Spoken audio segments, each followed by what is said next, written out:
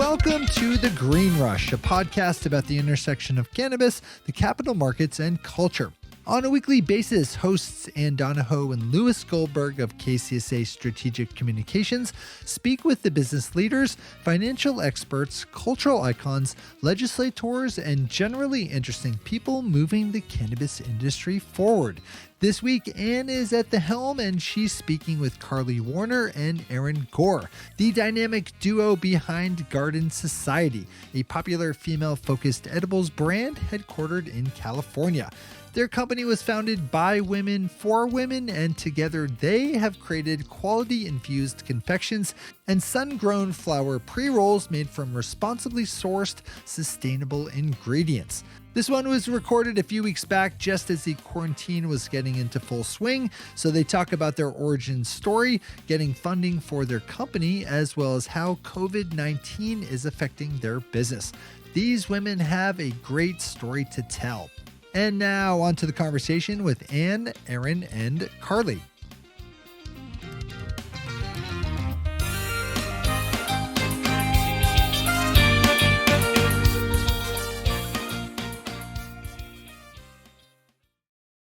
Karli and Erin, thank you guys so much for joining us today. I have been a fan of your products for a while now, and I know that we've been trying to chat with each other and been, like you guys said, ships passing in the night. So I'm glad it's finally happening. Thanks for making the time.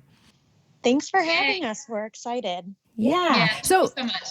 Before we dive too far in, tell me about Garden Society, a bit about your origin story. And then, we want to kind of hear, who you guys are, where you are in the market, and then we can talk about all of the Corona stuff, because I know that's really top of mind. So tell me your origin story. Sure. This is Erin. So we founded Garden Society mid-2016.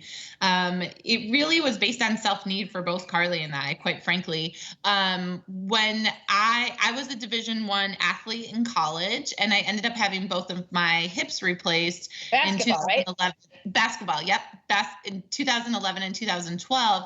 And during that process, both managing the chronic pain beforehand and then thereafter, I really started to understand and explore cannabis and how it helped me feel better. I'm a chemical engineer by degree, and I was working for a German CPG company at the time. And I became really enthralled with cannabis, understanding the research, the product. I had my medical card. I was going into shops back then. And of course, they were very different than what you see today in the marketplace. What I realized really quickly is there weren't any products for me in the market. There was nothing that was an appropriate dose for me, nothing I could trust from a efficacy perspective. Is it consistent? Is it homogeneous? Also, where is this from? How is it pesticide free, et cetera? And so I became very interested in making my own and the science of what that looked like. At the same time, I had a really fast career. My husband and I launched a joint venture with Constellation. That is actually how I met Karli. She was the director of PR on our wine brand, and we formed a very fast friendship. I had my own career at Henkel during this time, where I was managing a $100 million business and kept turning back to cannabis to help me find the stress, help me find the sleep and manage my stress that I was constantly battling to find. And, I wasn't really telling anyone about my cannabis use. I was pretty ashamed of it. I thought it was a drug. I grew up in the Midwest. And so one day, one of my girlfriends caught wind that I was making edibles in my kitchen. And I had this laboratory of all these different edibles you could imagine. And she was like, well, I want to come over. And I was like, really? Okay. And so she came over, and we really bonded over our love of cannabis, and we're creating together. And my in-laws actually live across the street. So we started these things called high holiday baking parties before every obscure family get together. That's so amazing. I have plenty of cannabis. Keep me nice and calm and mellow. I don't care if my house gets trashed. It's okay. And so these parties started growing in size, and they started going, there was 3 of us, 6 of us, 12 of us, 20 of us, 30 of us. Eventually there was, over 50 women at my house there because they wanted to learn about cannabis. And I had this epiphany moment. Karli actually never came to a garden party, unfortunately, back in the day, or the high holiday baking party. But I had this epiphany moment where I realized all these women were there because they wanted to learn about cannabis. I realized I had a community of women that I never knew I had, in this friendships that I didn't realize I had. And I realized that I was normal in my struggle to balance life and be successful. I became super inspired and set out to build what is today now Garden Society. And the first thing I realized is that I needed a partner in crime who could, as an engineer, I'm really good with numbers. He would be my better half, and reached out to Karli, and our love for cannabis really had evolved, and she took the crazy jump and said yes. So I'll put it in her words of why she joined. Let her take a turn. Thanks, Erin. Yeah, so Erin and I had connected when I was doing the media launch for her husband's wine brand through their partnership with Constellation. And we actually ended up getting sort of buzzed one night at the Nomad Hotel in New York. As all good business partnerships should start. Yes, exactly. And we started talking about our mutual cannabis use. And it was sort of this like light bulb moment for me too at that time, because really, honestly, I had only mostly smoked with my husband and his buddies. Mm-hmm. I didn't have a lot of girlfriends that were into cannabis. And for me, I came into it, I grew up in a pretty hippie household. My dad smoked pot all growing up, and it kind of caused me to have like a reverse rebellion. So instead of trying all the drugs and drinking all the booze, I was super sober and I thought it was all bad. In my mid-20s, I started to have this shift in my mind because I was trying to get off of my anti-anxiety and antidepressant drug. It was having some really unfortunate side effects. And so I started to dabble with cannabis with my then boyfriend, now husband. And we grew and really started to get into it. And so when Erin came to me with this idea, I just felt compelled to jump in with both feet. And I also loved the natural progression of her doing these high holiday baking parties and the ability to build a community on that with Garden Society. And those parties turned into your garden parties, right? What are now known as the garden parties?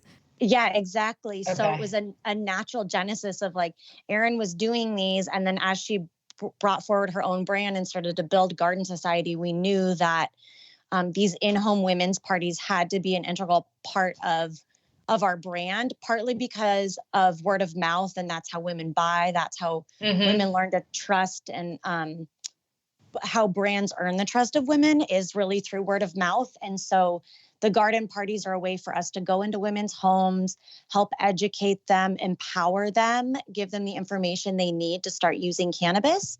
And then, we sort of become, like cannabis guides for them. And how are your products, fundamentally different from other edibles and things that are on the shelf? I guess, what is it that speaks to, to women with regards to your products? I mean, I know what speaks to me, but I want to kind of hear it from the brand side. Like what exactly was missing, and how did you fill that void?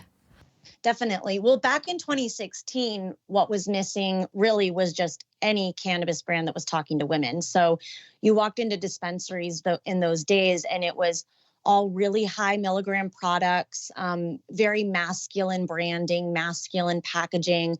And it was uncomfortable as a woman to try to go find something that you felt comfortable trying, that you knew was going to taste delicious, was going to be effective. The hope that maybe when you bit into the cookie, not all of the cannabis was going to be in one little corner of it. So that was really what we focused on in building Garden Society, is leading with this uncompromising quality. So the chocolates had to taste really good. We wanted to make sure to use really high quality chocolate. The cannabis input had to be as effective and as whole as possible. So in all of our edibles, we're using full spectrum cannabis input versus like a distillate. So think of it as much of the plant material and matter, all the goodness of the plant, being infused into the edible as opposed to just the THC or the CBD. And then also just making sure it looks pretty. I mean, you want something that catches your eye on the shelf, that makes you feel like it aligns to your own values and your own personal brand. And so I think that's something that has really resonated with women and really men as well, to be quite frank. Back in the day, I did a lot of our demos in the city and at dispensaries, and I had a lot of men coming in. The city being where? The city being San Francisco? Oh, sorry. Yeah. San Francisco. I'm in LA, and it's a different city. And then I think of New York City as the city. So I just want to make sure we're all on the same page here. Yeah. When you're in the North Bay, the city is San Francisco. But I had these men walking in, and they'd see our chocolate and be like, oh my gosh, I got to give this to my mom. She has such a hard time sleeping. Or they'd see our rosettes, our little mini pre-rolls, and say, oh my gosh, I want to bring this home and see if my girlfriend will try it. It's like this bonding moment for men to start bringing women into the fold of their cannabis experience and help share with them. And I think it was really pretty sweet. Yeah. And I guess, how did you turn this vision into your full-time business? I mean, how are you funded? I guess tell the story of getting that first investor check and realizing that you guys were doing this full time. What was that like? This is Erin. So we got here. It's a great story here, Erin, just by the tone of your voice. I know, right?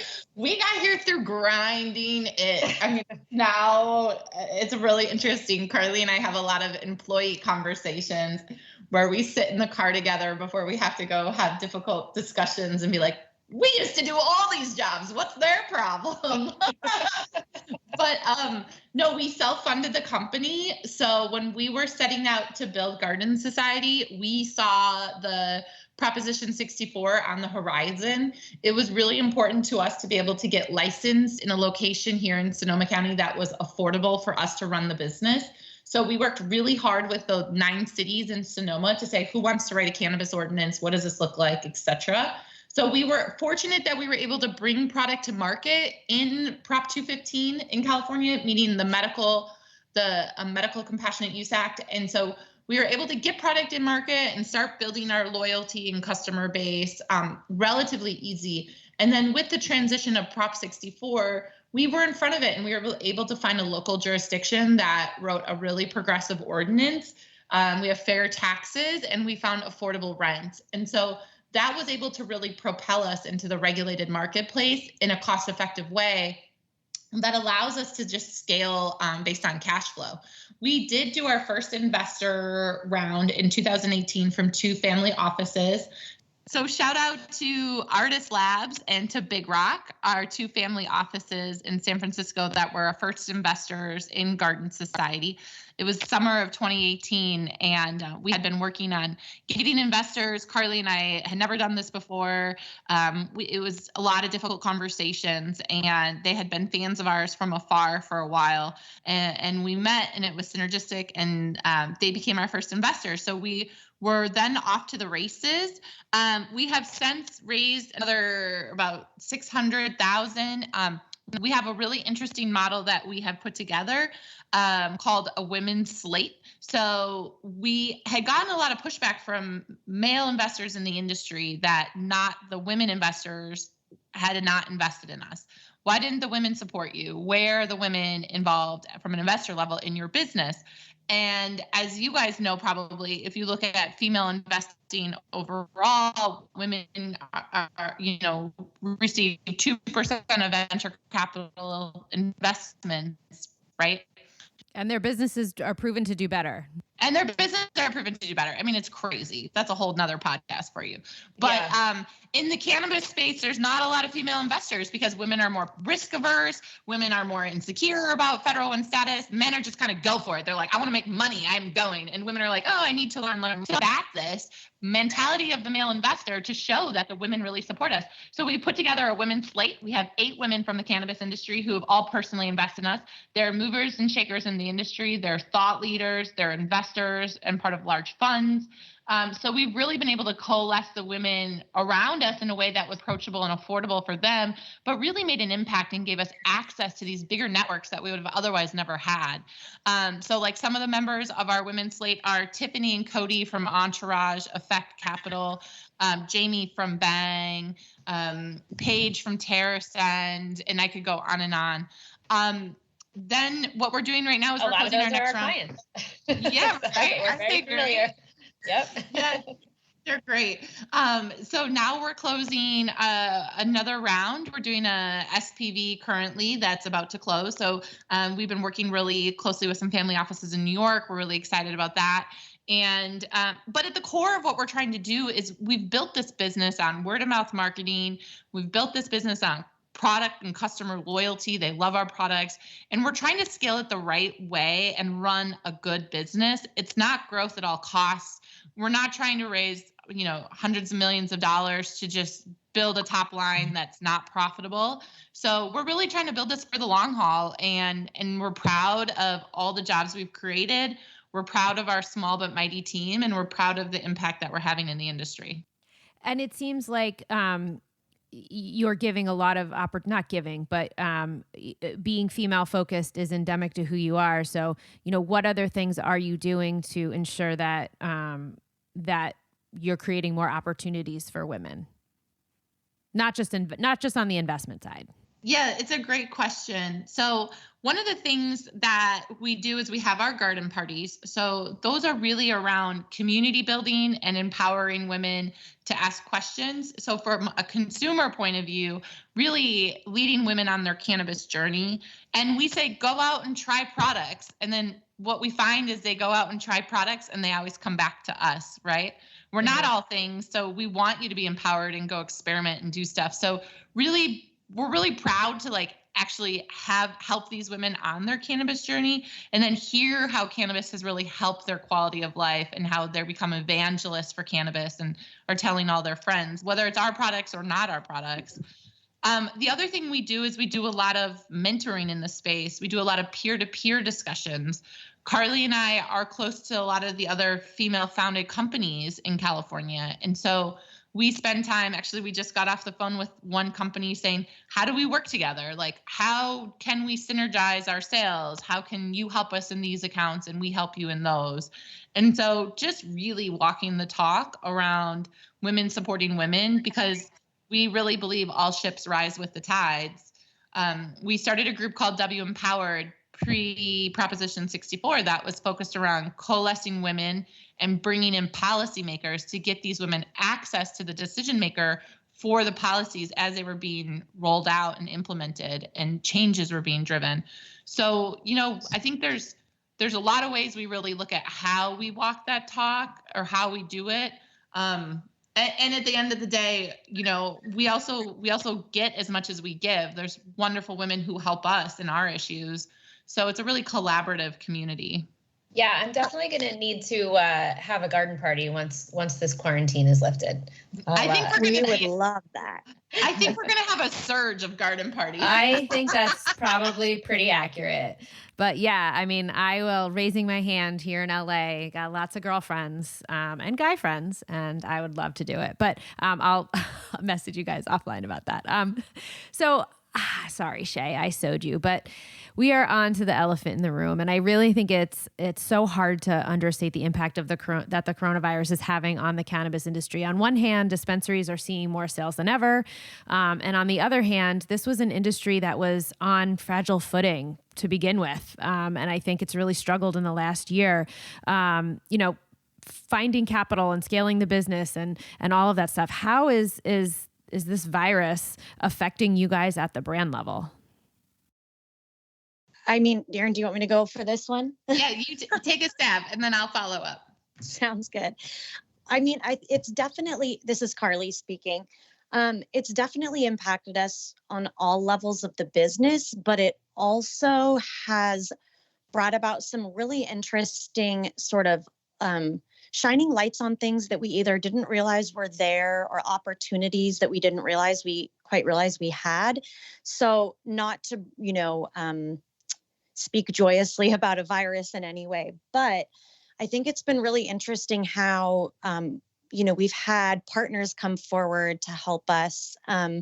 At the beginning of all of this, as the shelter in place began, we didn't know if retailers were going to be able to stay open. We didn't know if we were going to be able to keep moving along with our business at the clip that we were moving. And so as an industry coming together to, lobby the right people within the government to make sure that cannabis was deemed an essential business. And then from there, making sure that as a industry, we were putting together good SOPs to make sure that all of the deliveries were using safe practices, making sure that customers understood that safe access to cannabis was still available, because a lot of people really do use this as medicinal. And it's been interesting. Like, we've definitely had some of our so our delivery, we deliver up in Sonoma County and Napa County directly to homes.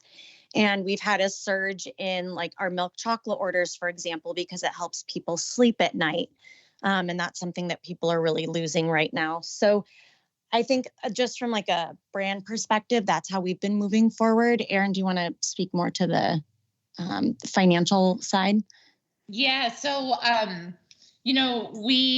while we see this opportunity for us in surging orders, we also, our funding got delayed. It was supposed to be closing Monday. And so we received a call that it's not.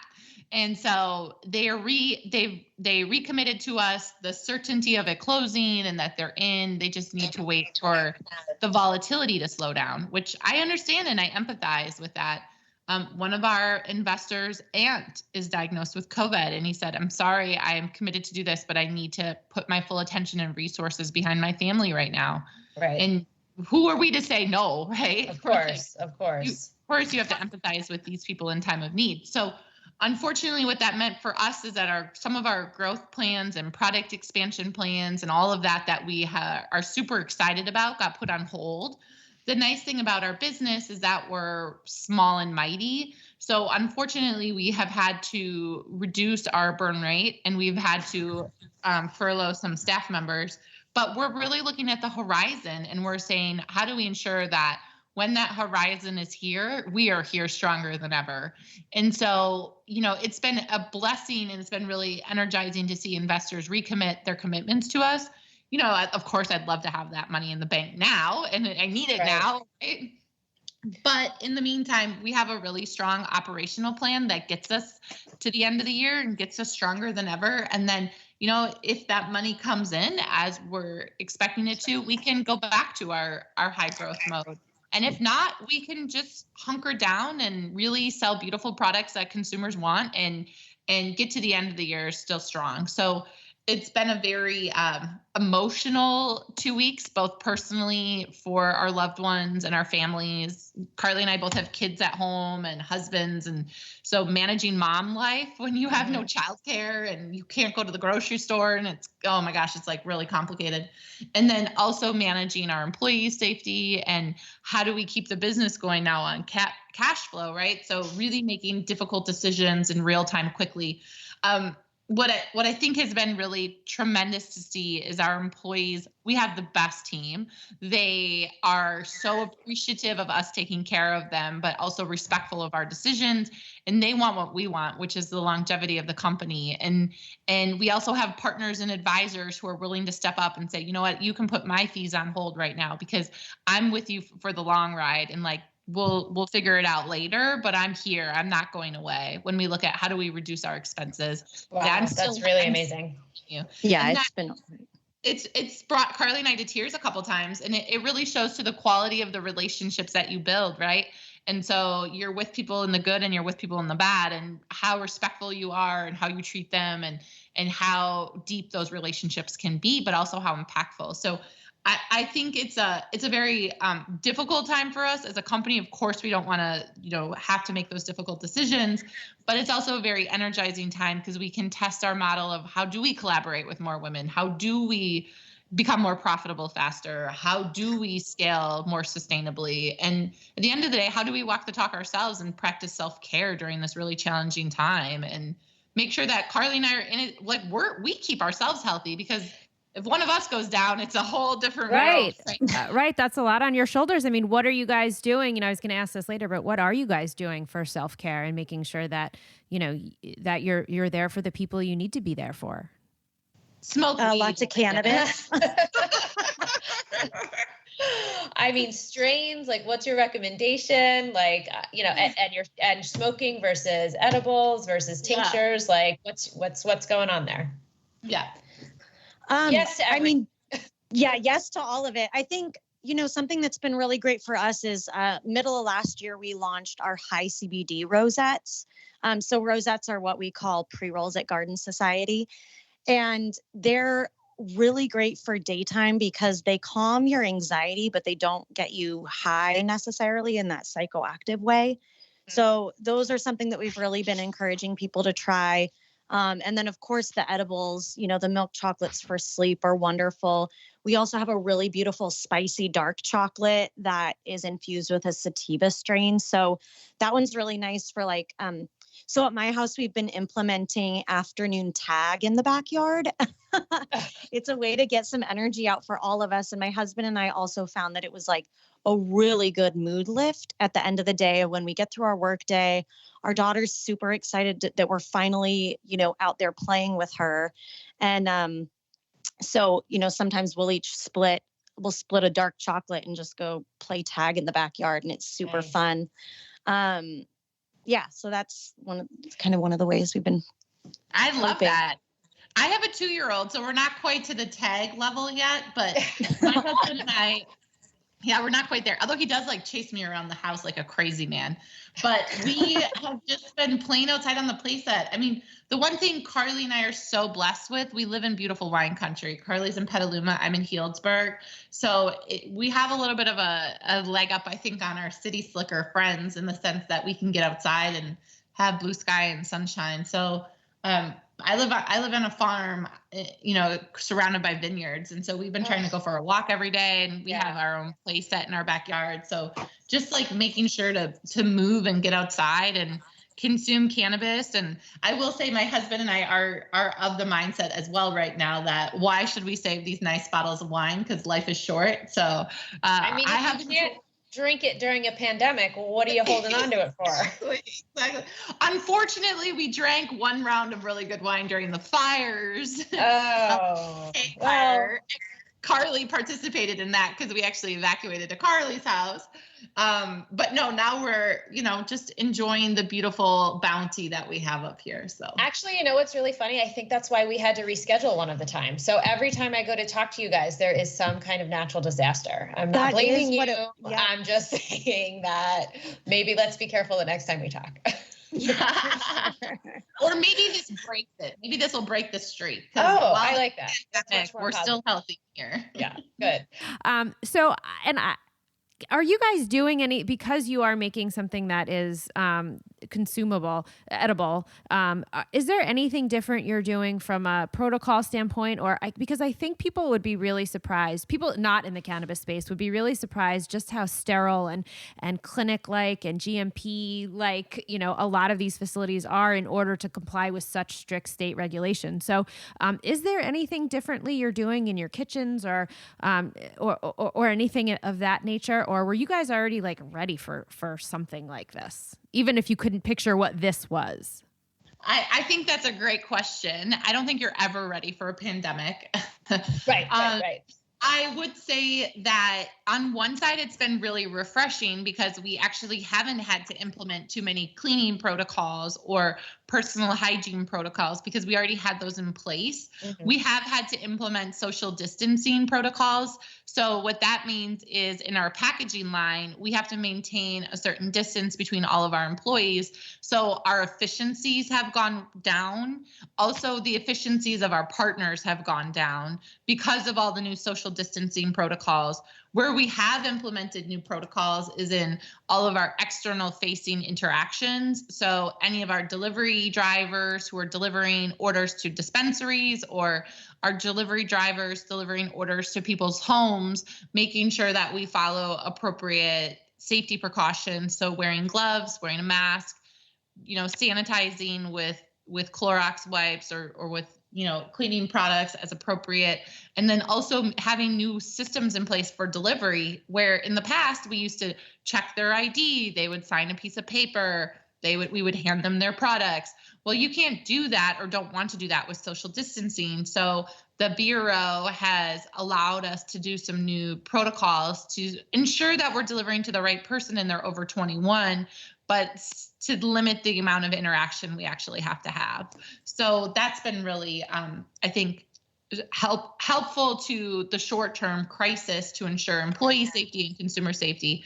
And then, like I said, on the manufacturing side, I'm proud that we had really good sanitation and personal protective equipment already in place. So we actually didn't have to make that many changes there, which was, reassuring to see that we're following best manufacturing practices.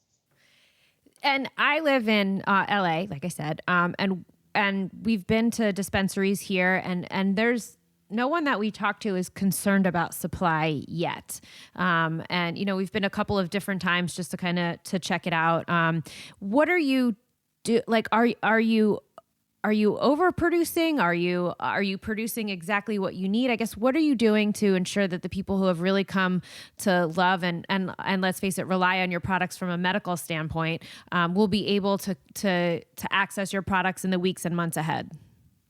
Yeah, that's a great question. So we are really focused on ensuring that our key partners have the proper inventory levels that they need. We also work with a third-party distributor who allows us to have a bigger scope and stretch than we could have on our own. So we're ensuring that our supply pipeline is full at the retail level. And then most importantly, that our direct consumers have access to our products. We're not overproducing because I do believe with the economic fallout, there is going to be a slowdown in regulated cannabis sales.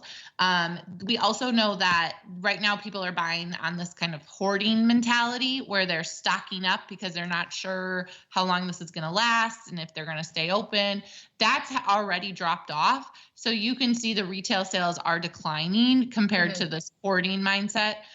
So we're really looking at our forecast, our organic growth. We're trying not to buy into the hype, but we're also trying to ensure that our supply chain is full.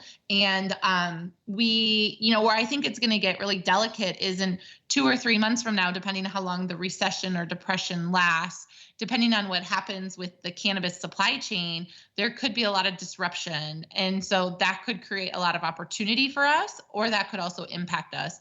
With our licensing, the nice thing is we have a backstop of resiliency because we're vertically licensed, so we can always do everything on our own, even though we currently work with partners as well to help us scale economically.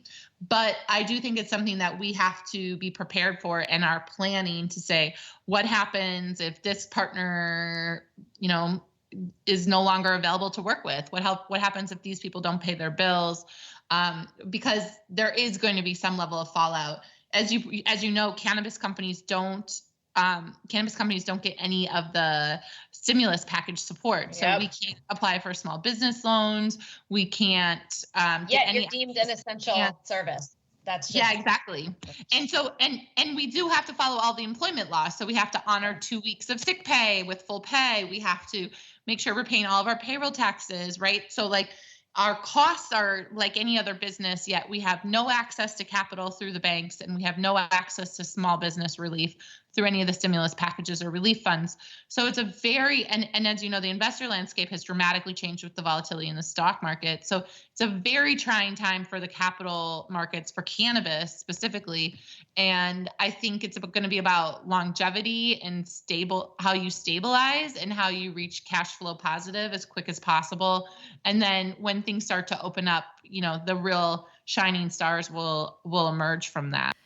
I've already started to see stories about how because cannabis is deemed an essential service, and and all of that stuff, and the fact that we're not eligible for the federal aid, this could be an actual net positive for the industry, in that it kind of shines a spotlight on it's here, it's going to stay, people rely on it.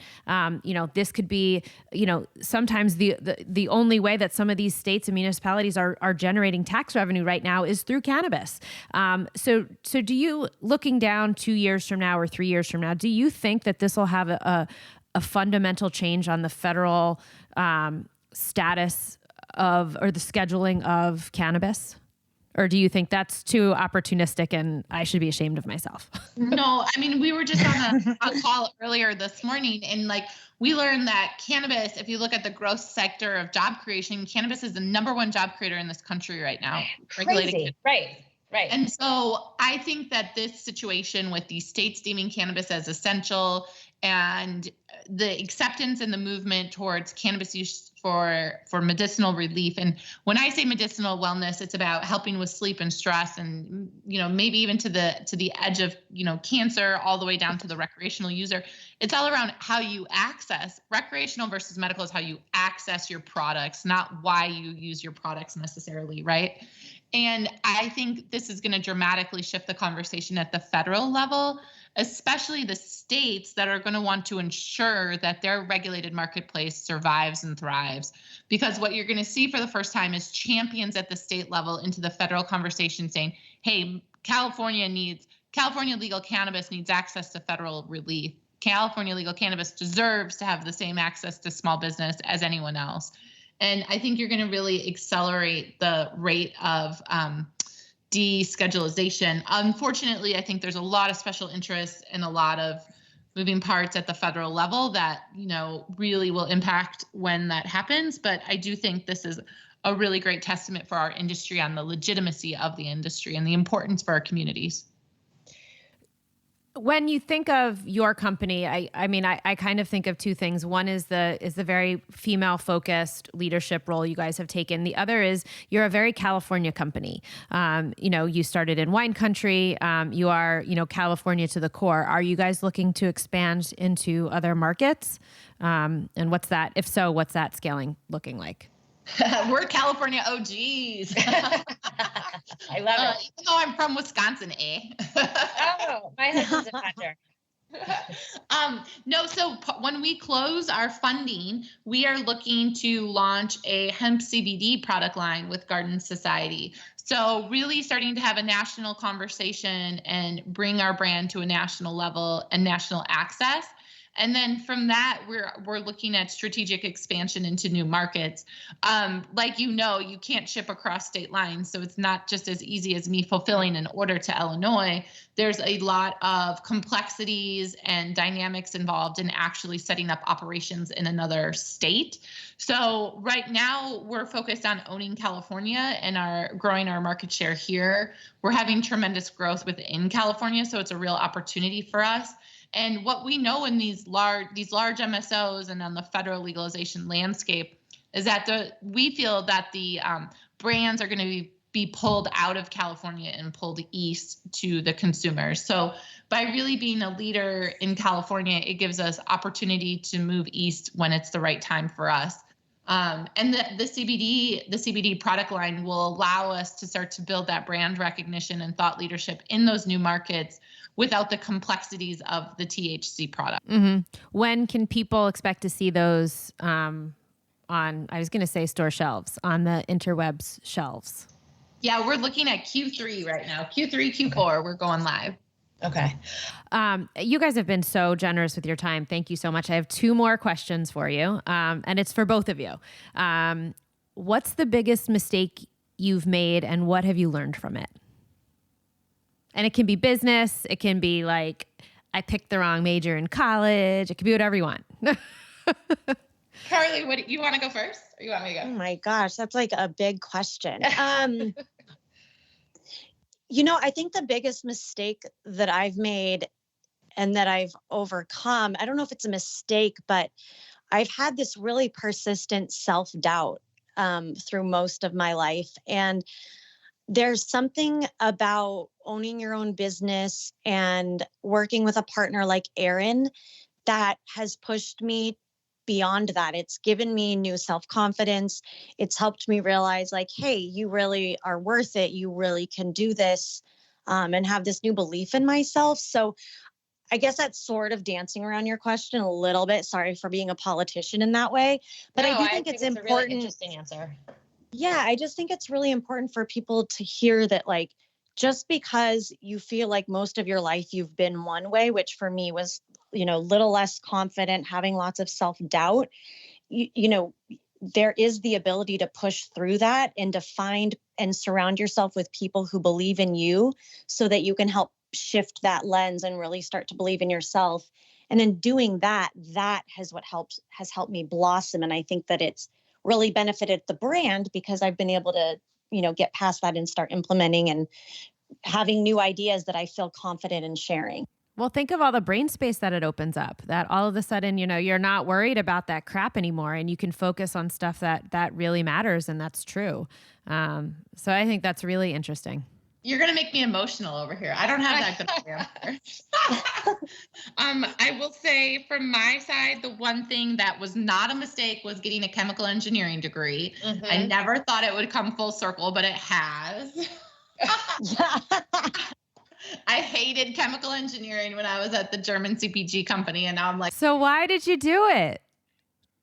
So what made you say like, this is my major, mom and dad? Like what, how did that happen? I think that's like a whole separate conversation. I kind of fell into it. I don't know. Yeah. I like challenges. I like things that are really hard. And I didn't want to be a doctor. I started pre-med and I had the foundation of classes to be an engineer, a chemical engineer. And so I just did it. They made a lot of money, frankly. No, I think my biggest mistake though is, I didn't realize how much capital it would take to scale our business and the impact and that would have on the business.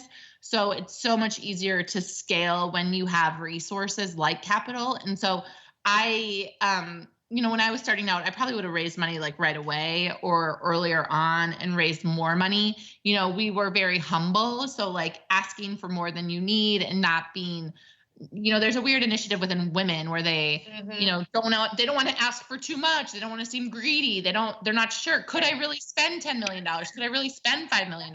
Like, so like the biggest thing I've learned is to be bold and to really swing for it because yeah, we can do it and we can build it. And so raising money now looks very different for us than when we started. And a lot of that is self-confidence and also like owning our authenticity of who we are. I mean, when I was in corporate, I had a lot of, Cynthia Nixon did this video about what it means to be a woman, right? You're too fat, you're too skinny, you're too thin, you're too thin. You need to be fatter, you need to be skinnier, right? And that's how I felt in corporate where I was so different. I led a team of Asian men. I reported to a German man. I was the only woman. I was American. I was young. And so I was always trying to adopt to be somebody else. And then when I got into the cannabis world, I found myself a little bit doing that because I thought I had to be on this fundraising journey. I'm raising money against all these men, all these brands. We have to have this growth goal. We have to act like this. We have to do this. I have to be, and now I've come to this place where it's like, really owning your authenticity and who you are and why, and also like looking for like-minded valued investors. I wasted a lot of time with people who we would have never wanted to do business with. And so being bold about that and confident in that, Karli and I walked away from our Series A. We had a lead investor in our Series A and we just didn't have the same values and didn't appreciate how they were starting to treat us. And, we were bold and confident and said, you know what, it's better to do no money than it is to do bad money. And we made that step. And so I just wish we would have been a little bolder earlier on and a little more authentic earlier on in that way. I mean, you said something, I think, Erin, you said it earlier, and it still has me like scratching my head that male investors were curious as to or pushed back as to why you didn't have enough female investors. It's just such a catch-22. There's not the huge pool of female investors that we can pull from here. And then and if you had a ton of female investors, they probably would hedge against that too. So I don't know, that just blew my mind and kind of, I don't know, just when I think I can't be surprised. I had a male investor tell me once that they didn't think that female consumers were scalable. And you're like, okay, we're leaving this conversation. Yeah. But I will say we have I felt like this in corporate and I feel like this at Garden Society. Some of our best champions are men. So we have male investors who believe in us and inspire us and help us. And so it's not by any means a gender identification problem. Some of our best assets are our male advisors and investors who believe in what we're doing. That's great. Okay. One last question, and then I promise I'll let you go. We ask this of all of our guests, and it's a little wonky because it's such a weird press time. But, being in the PR industry, we're always looking at headlines and storylines. If you take COVID out of the equation, pretend it doesn't exist for now, what's the one story that you think the media is missing about the cannabis industry? What I would really love to dig into is a really bold story about why it's okay to just have fun and get high.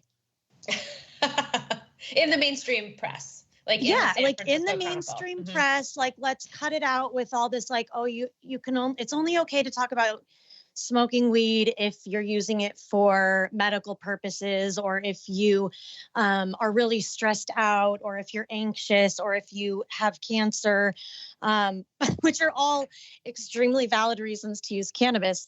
But there's also just the joy factor. There's the idea that you can enjoy cannabis just like you enjoy a glass of wine, or you can enjoy cannabis as a recreational thing to brighten your life and just have more fun. And I would love for there to be a really bold profile piece around some high profile people and why they use cannabis simply to bring more joy to their life. I love that. That gave me the shivers. That's great. What a great final answer, Karli. Good job. Garden Society Rosettes, of course. Right, of course. Exactly. Well, we will definitely make sure to put your links to your website and your social handles in our show notes. But thank you guys so much. I'm really so glad that we could finally make this happen. I know times are weird right now, but we really appreciate you guys taking the time. Thank you so much. Thank you. It's been really fun. Our pleasure. Our thanks to Karli Warner and Erin Gore, co-founders of Garden Society. Check them out at thegardensociety.com and on their very excellent Instagram at GRDN Society. I think that's also their Twitter handle too. Again, it's at GRDN Society. As always, thanks so much for listening. If you want to chat with us, find us on Twitter at @the_greenrush or on Instagram at @thegreenrush_podcast, or send Lewis hate mail at greenrush@kcsa.com. One take, Shay. One take.